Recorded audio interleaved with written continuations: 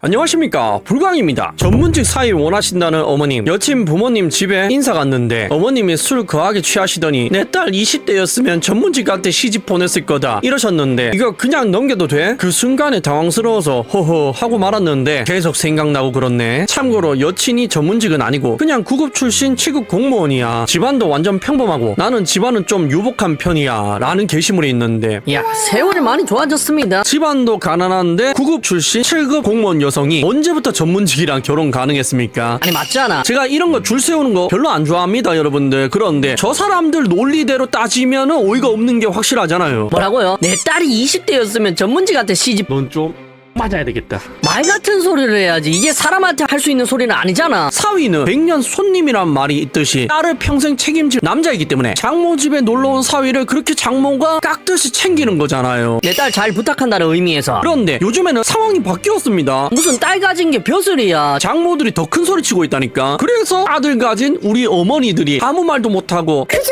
그냥 아들만 행복하면 됐지, 나는 뭐 별로 바라는 거 없다. 앞에서는 이렇게 이야기하시지만 뒤에서는 눈물을 훔치고 계시잖아. 이게 다 저런데도 결혼하는 남자들 때문에 생긴 문화잖아요. 저런 사람들이 많기 때문에 K를 시작하는 이 나라의 아들 어머니들이 그렇게 마음고생을 많이 하시는 거잖아. 그리고 뭐요? 이거 그냥 넘겨도 돼? 이러고 있는데 물론 그 자리에서는 허허하고 웃어야 되는 거 맞습니다. 왜냐하면 아무리 예의가 없는 사람이라 하더라도 나이 많은 사람이니까. 그리고 노인한테 이야기할 필요 없이 나중에 여자친구한테 이야기하면 되니까. 그런데 그건 그런 거고 갔다 와서도 어떻게 해야 할지도 모르고 커뮤니티에 물어본다. 정신을 못 차리고 있어. 너희 어머니는 네가 이러고 다니시는 거 아시니? 진짜 우리 아버지였잖아요. 저런 사실 알았잖아. 그 자리에서 뺨 날라갔다니까. 네가 돈이 없지 가오가 없냐고 맞대로 치아. 라고. 아니 맞잖아요. 솔직히 이 영상 보시는 대부분들이 남성이지 않습니까? 우리 딱 까놓고 이야기해 봅시다. 우리가 돈이 없지 가오가 없습니까? 장모 집 가서 설설 기라고 아버지 어머니가 그렇게 고생해서 우리 키웠어요. 아니잖아. 저 사람들도 귀한 집 딸이지만 우리도 귀한 집 아들이라고. 그런데 저희 가서 한마디 못하고 설설 기면서 바짝 엎드려가지고 결혼하면은 우리 부모님 욕 보이는 거밖에 안 된다니까. 그런데 문제가 뭐냐 하면 장모가 잘못을 인정 안 해도 문제라는 겁니다. 왠 줄 아십니까? 장모가 잘못을 인정했다? 이제는 파혼할 그런 건덕지가 없잖아. 장모의 딸과 헤어질 명분이 없어지지 않습니까? 옛말에 이런 말이 있습니다. 너의 미래를 보고 싶으면 장모가 장인한테 파는 걸 보면 된다고. 그게 너의 미래의 모습이라고. 그런데 지금 이런 장모의 모습과 여러분들의 와이프의 모습이 다를까요? 미래가 그려지잖아. 안 봐도 비디오잖아. 그리고 장모가 잘못을 인정 안 해도 문제인 게 지금 어떻게 할지 고민을 하고 있는 거지 헤어질지 고민하고 있는 건 아니잖아요. 결국에는 장모의 딸과 결혼을 해야 되고 하게 되면 그 뒤에 문제가 발생할 텐데, 그러면은 답은 정해져 있지 않습니까? 보세요. 이 댓글만 읽어봐도 이게 얼마나 큰 문제인지 감을 잡을 수가 있다니까.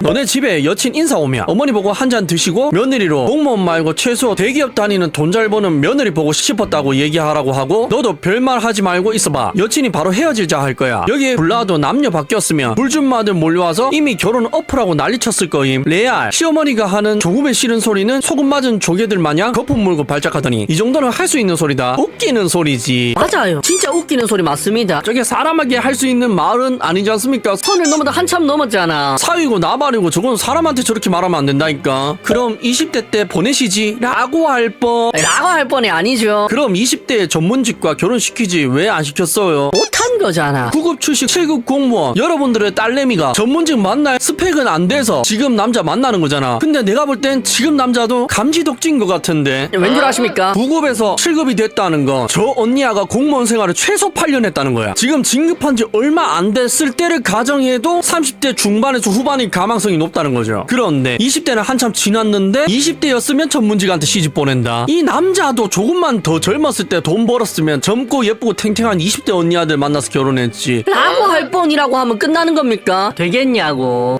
하면 안 되는 말이라니까. 그런데 여러분들 아셔야 되는 게 있는데, 저 사람들은 저게 무례하다는 거, 예의에 어긋났다는 걸 몰라서 저러는 거예요. 왜냐하면 내 딸은 금지옥역 귀중한 사람이고 남의 아들은 귀중하지 않고 모습으로 부려도 되기 때문입니다. 여기 보세요. 아들 역할 해라. 사위를 모습처럼 부린 장인. 이혼 사유 될까? 결혼 1년 차라고 밝힌 사연자 A씨는 결혼하자마자 처가댁 근처로 신혼집을 정해 살기 시작했다. 야, 처갓집 근처를 신혼집으로 잡은 것부터가 시작이 어긋났다, 그죠? 가까우니 왕래도 편하고 서로 도와가면서 가서 살면 좋겠다고 생각했는데 그건 제 오산이었다 라고 입을 열었다. 그는 장인어른의 전용 비서가 됐다며 매일 아침 저녁으로 전화가 울린다. 이서방 마트 좀 가자. 병원 가야 하니까 차 대기시켜라 등 마치 저를 운전기사인 것처럼 호출하신다고 토로했다. 이어 시도 때도 없이 홈쇼핑이나 인터넷 쇼핑몰 링크를 보내면서 이거 주문해라 저거 결제하라 하신다. 물론 쓴 돈을 주시긴 하지만 어떨 땐 턱없이 부족하게 주시거나 나중에 줄게 해놓고 잊어버릴 때도 많다라며 저는 직장 생활을 하느라 눈코 뜰 새 없이 바쁜데 왜 딸인 아내에게 연락 한 번 안 하는지 궁금하다. 물론 아내는 컴퓨터나 인터넷을 전혀 못해서 그런 거라지만 그래도 너무하다 라고 속상해했다. A씨가 이 문제에 대해서 말을 꺼내고 아내는 아빠 좀 도와드리는 게 그렇게 힘드냐? 면서 오히려 A씨를 타박했다 한다. 그렇습니다. 누가 복사해서 붙여놓은 거 마냥 똑같은 레파토리죠. 아니 아까 전에 글 안 읽고 봤으면은 똑같은 글인 줄 알겠어. 연장선인 줄 알겠어. 맞잖아요. 장인 장모가 나를 무시하고 그 딸은 그걸 모르는 척 방관하고 그래서 사위 되는 사람이 이상하다고 이야기하면 오히려 역정을 내고 똑같은 레파토리지 않습니까? 아니 사이가 손님이지 머슴이에요. 왜 이렇게 사위를 부려먹으려고 합니까? 솔직히 말해가지고 딸한테도 안 시키던 일을 사위한테 왜 시키는 건데요? 이해를 할 수가 없네. 그런데 아시죠? 저렇게 사위를 부려먹는 거 장모가 사위 될 사람한테 내 딸 조금만 젊었으면 20대였으면 전문직하고 결혼시켰는데 나이가 많아서 돈도 별로 못 버는 니한테 시집 보냈다 감사하게 생각해라 라는 뉘앙스로 굉장히 무례하게 이야기하지만 이거 반대 상황이 되면 어떻게 되는 줄 아십니까?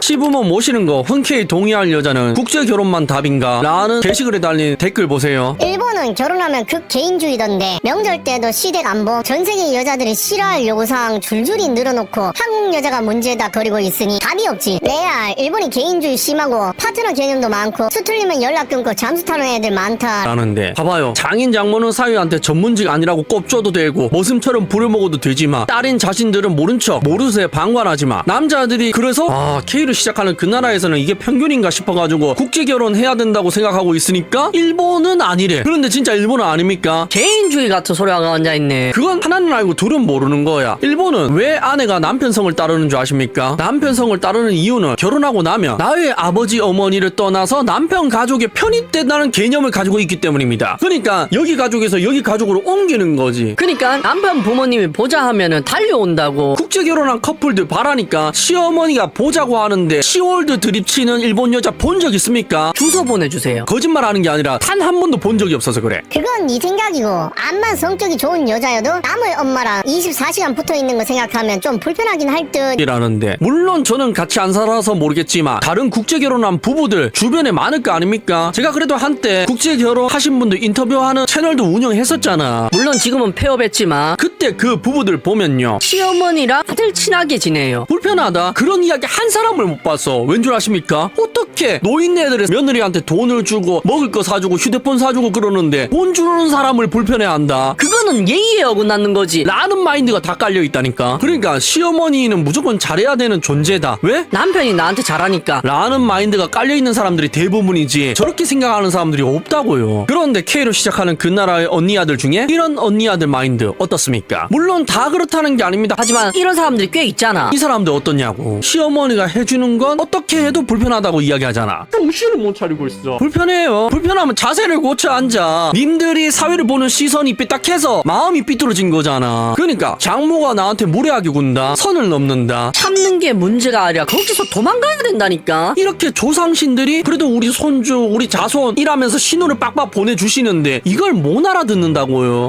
예, 그래 네 복이지. 꿈속에서 깨어날 시간입니다. 레드 스타트. 시청해주셔서 감사합니다.